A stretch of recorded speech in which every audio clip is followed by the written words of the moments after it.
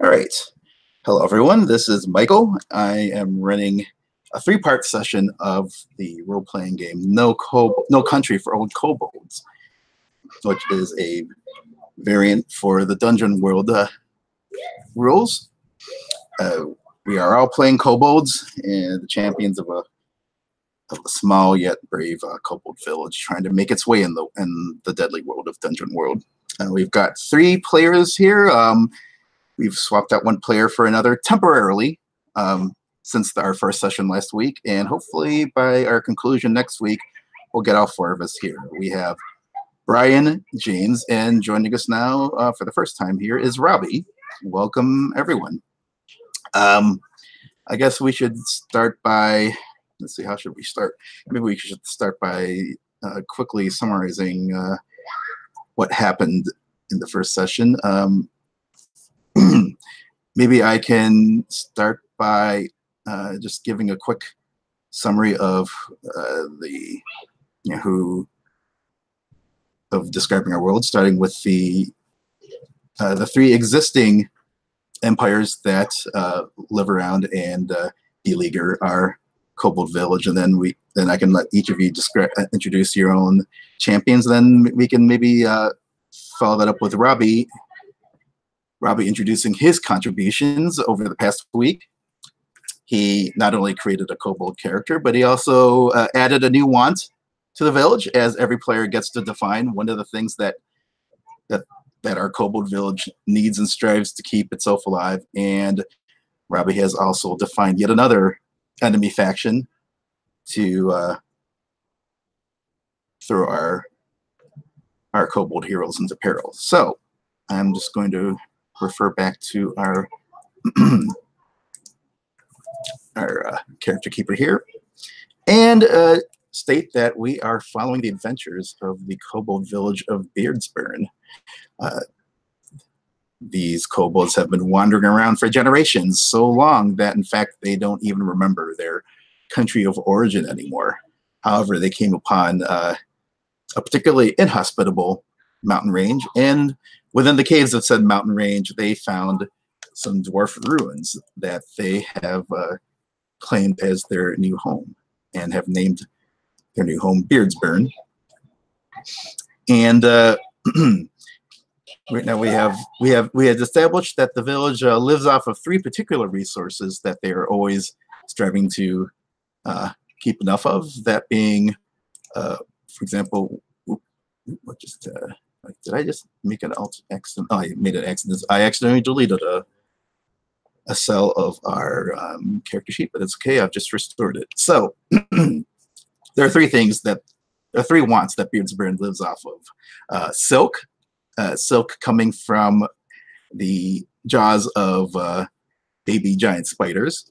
They use that silk to fashion the clothing that keeps them warm in the frigid caves in which they live. There is metal for eating. We've established that these kobolds are descended from a brass dragon and therefore feed off of metal for sustenance. And finally, wood that they use not only for burning, but also for reinforcing the fragile tunnels in which they live. Now let's go on and introduce the 3 pre-existing enemy territories, which our heroes have to contend with in order to gain those resources. We have, first of all, the Woven Caverns, an empire of giant psychic, a theocracy of giant psychic spiders. And they prey upon Beardsburn because of the tunnels in which they live, which are volcanically heated, far below, unfortunately, not close enough where the heat is enough to sustain all the kobolds themselves, unfortunately, but just close enough where they attract the attention of these spiders. And that's where they like to incubate their baby egg sacs. So that's why they prey upon the kobolds. We also have Karakazan and the Northern Holds. This is a dwarfen empire, and they're trying to reclaim the ruins in which Beardsburn has settled. Finally, we have the Pirate Cooperative, which is a collection of various species who sail upon the nearby sea and they have a bad habit of press ganging kobolds into service against their will, of course, on their ships. And if we could go in turn, and if each of you could kind of just starting with Brian and then James, if you could introduce your kobold champions, and then we'll ask Robbie to introduce everything that he's adding to our this corner of Dungeon World that we've been filling out over the past week or so. Brian, may we start with you? Yeah, I'm playing the Tree Climber family, which I think that the tribe of kobolds has kind of forgotten what trees are because we're in a very barren land, so they just think they're good climbers in general. And specifically, this champion is Zot, who's a tough sharpshooter with quick reflexes. Great, thank you. And James? My kobold family is known as the Heartcrier family.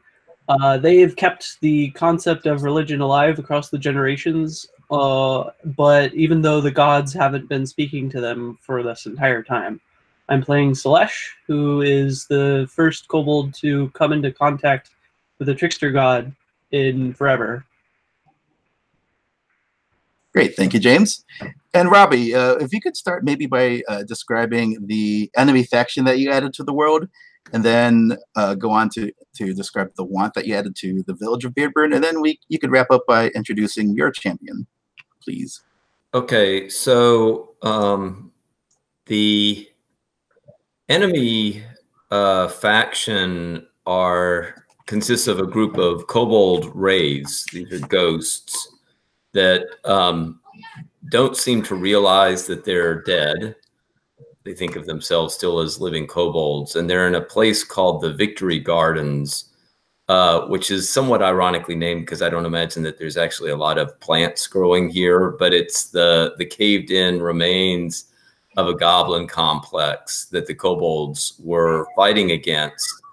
And I guess the idea that I developed was that in this fight, the goblins were down to few numbers, and so they created a kind of giant booby trap for a group of kobolds that would kind of go into their complex, but then when the trap was sprung, that they would get kind of crushed underneath this place. And the champion of this enemy country is a guy named Moog the Goblin Cleaver, who is formerly a charismatic kobold hero, but is now a wraith. And the wraiths still seek the same types of resources that the kobolds have. Unfortunately, when the wraiths contact some of those resources, there's a kind of rot that sets in, especially with any kind of organic type matter, whether it be food or other type of organic matter. And they also are seeking to incorporate living kobolds into their community. So that is the enemy country. And then in the Victory Gardens, there is a somewhat rare fungus that grows that the kobolds use as medicine. So there's a kind of rare metallic ore that this fungus grows on, and the kobolds use this as a kind of general. They can kind of use that fungus in a salve to help with skin issues and help with wounds and things like that. But it's a kind of general medicine that they have. In terms of my family, I came up with the family name Stone Crusher, which may be somewhat ironic because my kobold is named Ilrud, and he's not particularly strong. He looks kind of frail, but as kind of compensation has been working with some magic and is trying to get a handle on channeling magic and summoning entities and things of that sort. All right. Thank you. I'm just making note. I had a couple of ideas for custom moves to add to the game, and I'm just writing that down now before I forget.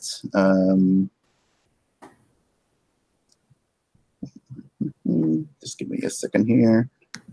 Okay. So I think what I'd like to do next is just give a brief summary of what we had established and talked about in the last game session. So let me begin by just filling in some blanks about the world building we've done so far. I mentioned before that Beardburn is in an inhospitable mountain range that is volcanically active to some degree. Let's see, and it's right by a sea, which is sailed upon by the pirate cooperative. Well, I'd also talked about the fact that the kobolds had been wandering for generations until recently. They had begun receiving visions from what we had established was a kobold trickster deity, and that's what and it was one of those visions that led them to Beardburn. After quite a long time of the kobolds having no contact with their gods, we also talked about the general governing structure. Basically, Beardburn is made up of the descendants of some of the last kobold settlements known to have existed, and it's their descendants who now make up the kind of a governing council of chieftains within Beardburn. And unfortunately, that has led to some amount of difficult cooperation amongst them. It's kind of a too many cooks in the kitchen situation right here, and that accounts for why, if you look at the character keeper and note the statistics for the village, because of course the village has statistics, teamwork is the lowest one, and we attribute that to the fact that there are people, a good number of kobolds whose families had traditionally been rulers in their own villages and still cling to that self-importance, even though those villages have all long ago died off. And one of those chieftains, I believe, is James' characters, right? Even though I believe your kobold had just recently come upon that responsibility after your father died off, Merku, and isn't necessarily particularly at all well suited to the job, but you've got the job. So you are a member of that governing council. Am I remembering that correctly, James? Sounds about right. Very good. And I've been thinking about that. I think, yeah, that actually inspired one of the custom moves that I'll spring on you later in the game session. So I think we could have some fun with that. Let's see. What else have we talked about in amongst the world building? I think. Oh, I guess we should. I should bring this up in between the last session and today. James, you had emailed a question asking for more details about the trickster god. I did send out a brief write-up. Did everyone see that write-up? I'm getting nods from everyone. In case anyone's watching at home, I'm going to go ahead and read that just to refresh my memory, if nothing else, and everyone else's as well. So let me see. Okay, here we are. So I had defined the deity who's been guiding Beardburn as a kobold trickster by the name of Myrtle Bronzechanger. And she is the kobold trickster deity who came into her power when she snuck into the cavern of the ever-slumbering dragon, Dobus, Lord of Fire. She had come in hoping only to soften her metallic meal in the heat of Dobus's fiery snores, but as she had done that, she discovered that the Lord of Fire had a penchant for talking in its sleep. And by eavesdropping, she learned many secrets of the universe, and presumably it was those secrets that allowed her to descend to godhood. Now Merpo shares her knowledge through vision to rebels, iconoclasts, blasphemers, perverts, and general shitstirrers who would, whether on purpose or by accident, lay low the mighty and lift up the downtrodden. So this is your benefactor, or what the closest that you kobolds come to one. And we'll find out how Merpo continues to guide your your group into hopefully into prosperity or perhaps ruin. We'll find out. James had also posted another question, and actually, before we get into that question, let me go ahead and just give a quick summary of the events of the first mission that has yet to be completed, but we did start a little bit of gaming. Y'all had decided that your first mission as Kobold champions would be to try to find some more wood for the village of Beardburn. And to do that, you had, I believe it was James Kobold, again, Merku Spearshaker, who prayed to Merpo. Merku is Matt's character. Oh, I'm sorry. Your character is. Oh, yes. I'm sorry. It's Celeste Heartcrier, who is the mystic of the group, or the closest to a divine being that Beardburn has. I apologize for that. So it was Celeste who had prayed to Merpo Bronze Chaser and had gained a vision of how they could set upon the seas to find more wood, and it basically turned out that the vision instructed them to come wait at a nearby port by the name of I believe we called it Scale Stop, and it was at that port that you would be delivered until you would be delivered a vessel to travel. And sure enough, you went out there and you found one. You climbed down from Beardburn onto the small and rocky shore, and onto Scale Stop, which is a natural coving. It's often used as just a small kind of a respite for the pirates of the pirate community collective to repair ships if they're ever needed. It's not a full-blown settlement by any means, and it's also a staging ground for their occasional raids to press more kobolds into de facto slavery upon their ships. You did not encounter that this time, but you did find a ship that whose crew had been who had fallen upon the misfortune of eating some bad cockatrice meat, and all of them had died of the crew, except for one, another kobold, in fact, a kobold by the name of Var. And did I give Var a full name? Yes, Var Brownspire, I decided her last name was. She was one of the kobolds from Beardburn who had been pressed by these pirates into servitude, and she was happily the only survivor of the group. If I recall correctly, the session ended with y'all deciding to basically have kobolds take what the meager booty that this ship had acquired before its crew fell prey to poisoning, get that back to the village, and then the rest of you would sail off on the mission to acquire more more stocks of wood for the village. Am I recalling that correctly? Everyone seems to indicate so. Yeah. I think the only detail that's not there is we also had brought along a unit of kobolds with us. That's right. You recruited about a dozen or so kobolds to join you on your journey. Thank you for reminding me about that. So you do have one kobold unit active, and that should be indicated in the spreadsheet. So now we have a situation where one of your number, we could say that, let's see, I'm just going back to the character keeper. We could say that Matt's character, Merku Spearshaker, the lucky council member, we'll just say that he decided to stay behind to help guide Beardburn on how to, what to do with the stuff they had pulled off the pirate ship. We'll say that's why he's staying behind. And now this is when Elrod Stonecrusher will be joining your group as well for this, for your maiden voyage off to find more wood. Does that sound like a good call? All right, then in that case, if you could just give me a second, I need more water. I'm already getting really parched right now. It's pretty hot and the air conditioning still isn't working, so I need to keep myself hydrated. I'll be back in just a minute, and then we can proceed on from there. So I'll be right back.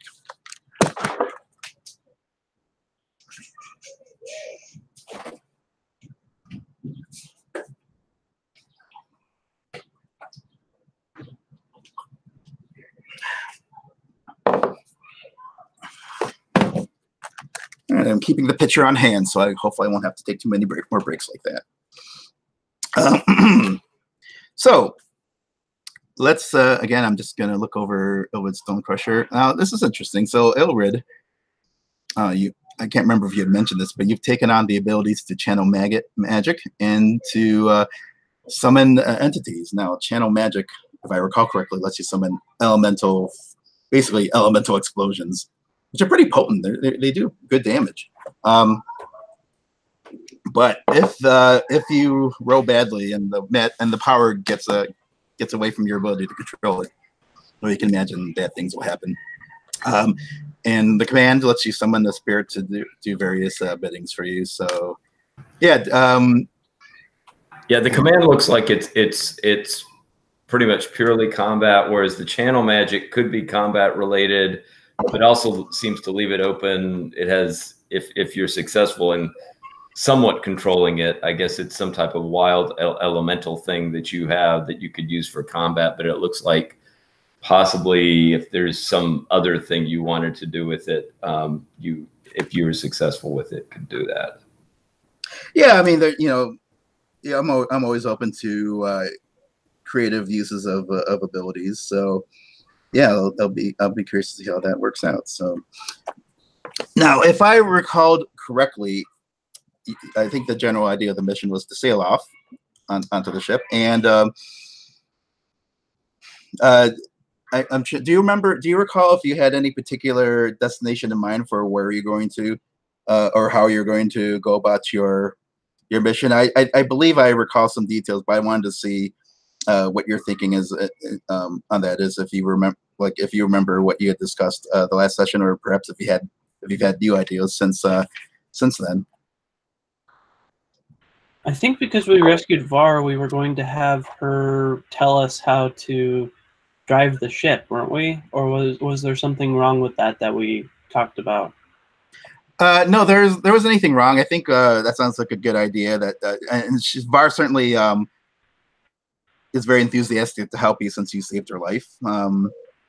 She's very enthusiastic to, yeah, basically she's not so shell shocked that she couldn't stand going back onto the oceans. But yeah, she's willing to help you out and basically provide her lend her expertise, or at least what she remembers of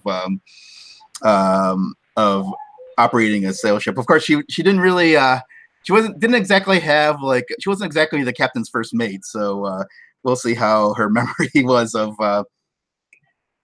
I think we could say that she'll be there on hand to at least kind of provide the fictional excuse for why you all are able to even attempt making successful ship navigating moves in the first place, since kobolds are not known to be seafaring people. And then your roles will determine how well you actually do. Does that sound like a fair bet? Yeah, and I think we had some idea of where we were going, because we specifically wanted the ship because we knew it was going to be a long to haul the wood back was going to be a long ways. Yeah, one thing I remember was that you had talked about collecting. I think there was there's a deadly reef out in the oceans that was known for its for ships often crashing upon it and splintering, and I think you're thinking that you could collect the wood for that was floating around there in order to for salvaging. That sounds right. There's I know people have in the real world, people have lit bonfires to fake ships into thinking it's the lighthouse to draw them into crashing on reefs and stuff. So maybe there's a particular spot that we know that we can go, and it's close enough and the geography is similar enough that we know that if we light a bonfire in the right place, we can usually get a ship to crash. That does sound like something we do. Yeah, basically set up a bonfire trap. That's a totally legit tactic too, if you want to pursue that. Sure. Now, is that something you want to go ahead and enact? And does that sound like the tactic you want to take? Find a good place to set up a bonfire trap. Well, I think it's just we know where to crash it because we have that background. Which background was that specifically? The bonfire trap background. As in that's something that our clan of kobolds knows how to do. I mean, it's certainly it's in fact maybe it's something we should roll for ingenuity. Actually, there's a move for this, and in fact, let me look up the move. There's something that could there's actually a basic move that would if you look at under basic moves, I think there is something called it's basically their version of the spout this game's version of spout lore. Tribal knowledge. That's the one. Yes, I think it's whenever you come up with a situation and you need to come up with an explanation for how to address it. Someone like starts singing a story of the old times, and then you roll to see whether that story actually like provides knowledge or provides knowledge that helps you out. So yes, it's definitely tribal knowledge. When you explain the unknown by retelling the stories of your village, roll plus ingenuity, and then depending on how well you roll, that'll determine how much information you get from that. So. Given that it's roll plus ingenuity, which is a village statistic and not an individual character statistic, your ingenuity is +1 because you all decided that you should at least be a little you want your kobolds to be at least a little creative. So I guess it depends on who's got a good story to tell. You could be the person to tell the story and then make the roll. How does that sound? Brian, since you came up with the idea of the bonfire trap, does that sound like something you'd like to think on? So we've got, and again, your kobold is Zot Tree Climber, and it looks like your particular kobold seems to be like the sharpshooter of the group, like the kind of like the ranger sniper, or the closest your character has to a sniping ranger in Beardburn, if I'm reading that correctly.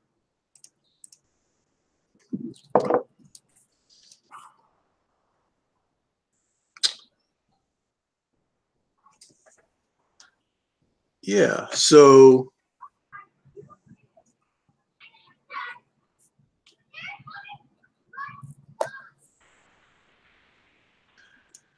do we just want to roll, or did you want well, if anyone if you I think if you or anyone else would like we could all just chip in and come up with a maybe just a general idea, just a few sentences about what the actual story was of the one time kobolds actually set up a bonfire trap, like why they had to set the trap or what they were looking for. Because who knows, maybe the details might provide some extra bonuses in the fiction, depending on how it sparks my imagination and how the roll goes. So if everyone would like to just contribute a general, maybe just a sentence or two about how the kobolds came to figure out this tactic in the first place, I think that'll be a helpful thing. Yeah, I mean, I think we tell stories of back in our homeland that we were rather than being pressed into serving these groups of pirates, we were actually mighty land pirates. Huh. And we would set our these kind of bonfire traps to prey upon the merchant ships. Yeah. Well, I was going to say, I could imagine that maybe far back, and maybe we don't even remember it, but I could imagine that maybe the kobolds themselves fell prey to something like this at one point. Mm-hmm. And then as a result of learning from that mistake, they kind of were able to kind of pass on and incorporate the strategy themselves and develop it. But maybe it originally started with some type of tragic event that happened to a group of kobolds where they got kind of trapped or somehow fell prey to this type of thing. Mm-hmm. Well, one thing that happened that we established last week is that the reason the kobolds named Beardburn is because the people just decided they like to imagine themselves as having actually actively kicked out the dwarves when in fact nothing of the sort happened. So when you portraying a tribe of kobolds who have lost touch with their own the story of their own origin. It makes sense to want to fill in the void by coming up with your own stories. And when you're constantly preyed upon by pirates, it makes sense that some of you would enjoy imagining that, maybe there was a time when you were the pirates, mighty line pirates, as Brian put it, and kind of turning the tables on them. So yeah, I like that. That'll be part of your the background of your lore. Maybe some of you suppose that that was the mythic origin of your peoples, that you were in fact mighty land pirates. And yeah, if we could have someone make a roll +1 in our handy dandy roll group. Oh, okay, an 8 total. Fantastic. So with an 8 total, what that indicates is on a 7 through 9, there are a few hints of legends. What are they? So, so there'd be a few hints and legends in regards to. So basically, yeah. So we do know the basic idea, but we're not getting +1 forward for it. Yeah, basically, and maybe I figured it out for ourselves. Right. It looks like you've got the general idea for how to do that, and maybe there are some hints about what kind of settings is best for that.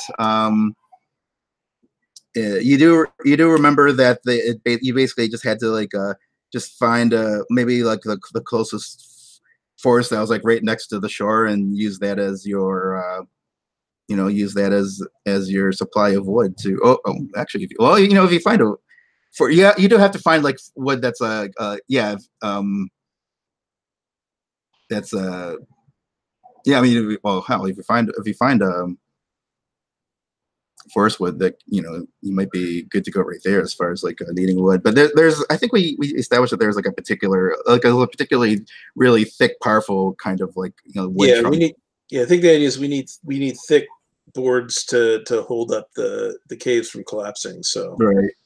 So even if you find it's not really, so we're gonna go, we'll probably burn scrub and bushes and stuff as the fuel for this fire, nothing that we could actually use for. Yeah.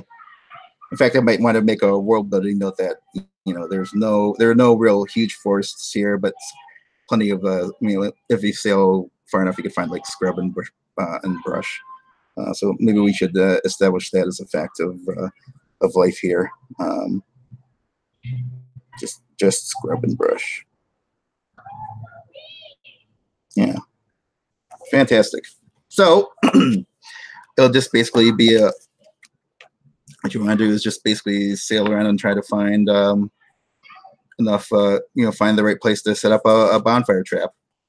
So you're still taking the kobold unit with you, and Var Brownspine will be on hand to help you out and let you know, share her knowledge of operating a ship with you. Let's see, I had some notes here for the first mission. All right, so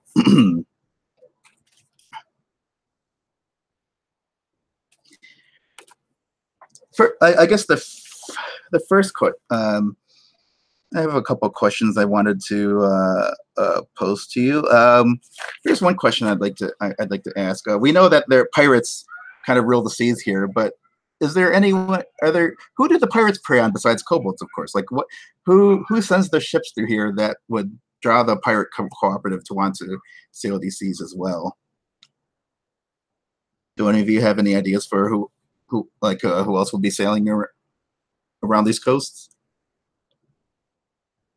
Well, I had the idea of there being sort of, this is where the black market channels go, because none of the other actual legitimate governments really come here.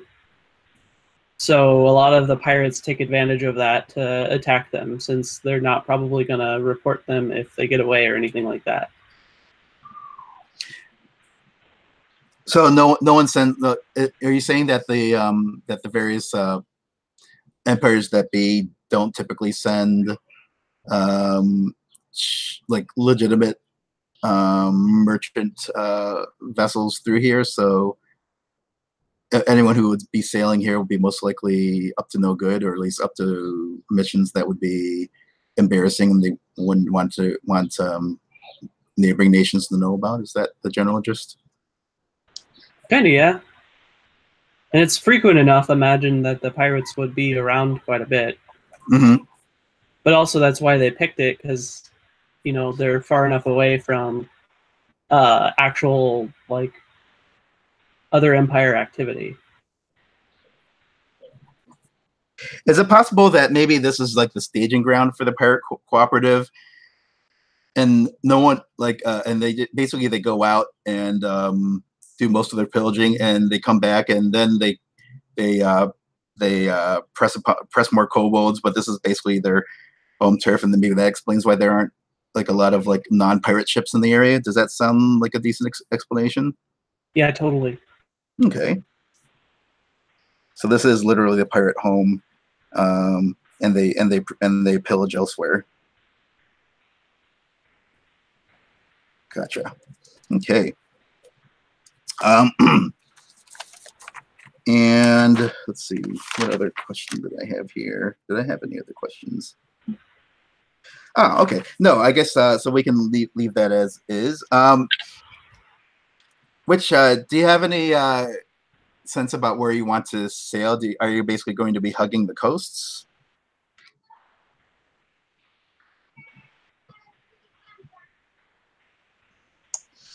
I imagine so. I think if we lose sight of the land, we're going to get lost pretty quick. Good point.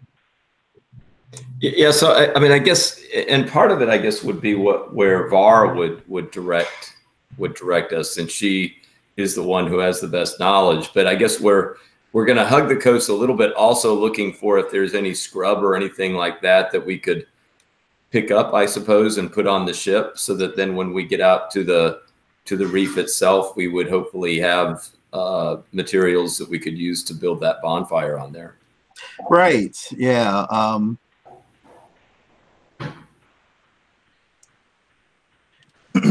Yeah. Basically, she suggests to sail southward, since you are pretty. You're in the northern regions of the world, and up north it's only going to get colder and icier. So southward seems to definitely be the best way to go. And she also is on board for the idea of just hugging the shore. So we can assume that you all set upon that voyage. Now, we'll just assume that you've got enough, that you were able to lift, from the storage enough, from the storage of the ship itself, that kind of fell into your laps, that you've got enough of general supplies to actually be able to embark on this seafaring village. I would suggest leave the cockatrice meat alone, and then continue on. Now, this is a ship that was not designed for small humanoids.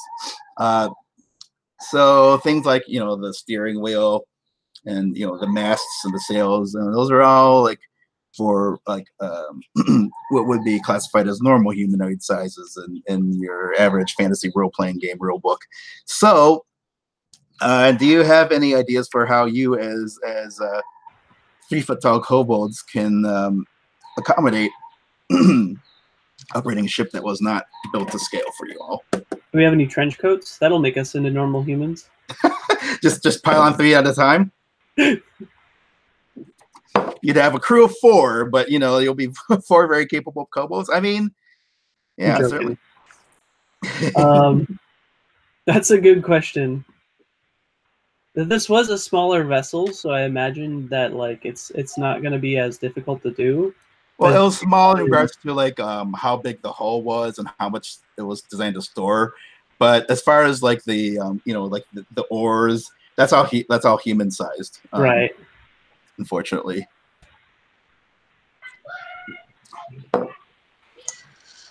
I mean, I think it really is a lot of like everybody's got a buddy, and anything that normally one person would be grabbing a rope and pulling, we've got at least 2 kobolds on the job.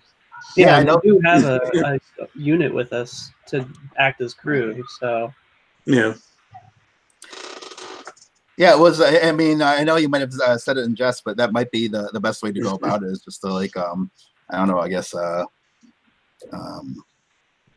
play a bit of game of Marco Polo here. There's probably a fair bit of like, you know, jumping up on your buddy's shoulders to reach something, or you know, one grabbing on and pulling, and your buddies behind you grabbing your tail and adding their strength. And, Sure. you know. So yeah, that sounds good. We can we can work with that. And as yeah, you'll start sailing down the coast. I guess let's see. For the first couple of days, it's going to take a couple of days to sail south of the big mountain region, which still needs to be named. If anyone has any ideas for what you would name it, inhospitable, massive mountain region, unless we just want to call it the Towering Mountains, because that's the default. Yeah, we'll just call it the Towering Mountains. That's the default realm name in Dungeon World Sourcebook. But it will take a couple of days just to get south of that.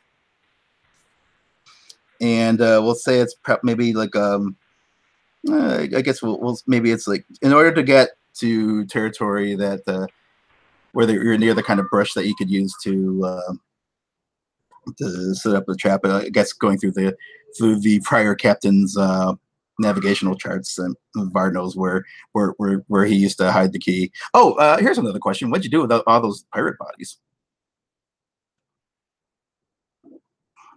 I asked our god for guidance, and she told me a ritual to do, and the ritual is basically defacing the bodies and then stuffing them overboard. Well, now, why is defacing the body so important? Because it's intended to be insulting, because they hold a lot of power, and I imagine the trickster god wants us to send a clear message that, you know, they ain't shit.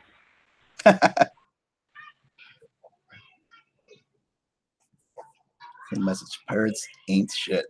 Well, it's very important. It's certainly a very enlivening message for you kobolds. Now, were you using one of your abilities to come up with that vision? It's kind of just hand waving it. That's just okay. I don't Sounds really good. know if you want me to or not. Like, if you want. No, me that's to. fine. That sounds pretty good to me. It's kind of just fluff. It feels like. Oh sure, yeah. You do that before you even set sail. Then we'll say. And